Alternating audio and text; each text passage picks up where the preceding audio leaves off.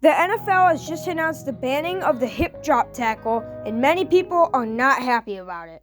And what the are we doing to football? This wasn't a thing I had ever heard of. It's only going to add more flags and more fines. But wait, what exactly even is the hip drop tackle? According to this article from ESPN, a hip drop tackle is when a player grabs the runner with both hands or wraps the runner with both arms and unweights himself by swiveling and dropping his hips and or lower body, landing on and trapping the runner's legs at or below the knee.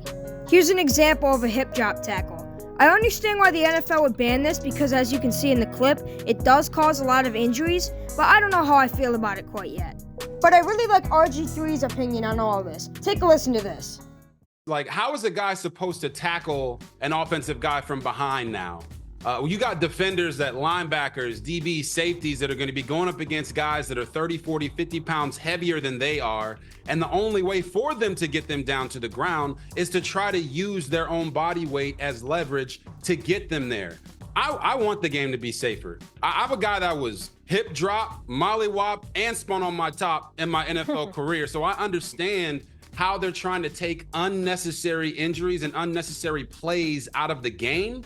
But at the same time, I still want the guys to be able to go out there and play the game of football. And right now, this is only going to add more penalties to the game. It's only going to add more flags and more fines. And I don't think that's what people want to see. We want the game to be safe, but it's got to be an even playing field for both sides of the ball. And the fact that he was an actual NFL player that got spun around and hip dropped and mollywop, whatever the heck he actually said, that makes me agree with him even more. I am completely on board with the NFL trying to stop injuries, but I don't know if this is really the right route to go. And you don't necessarily have to do a hip drop tackle while landing on their legs either. I say if they land on their legs after tackling them from behind, then that should be a penalty. But the hip drop tackle itself, I don't feel should be.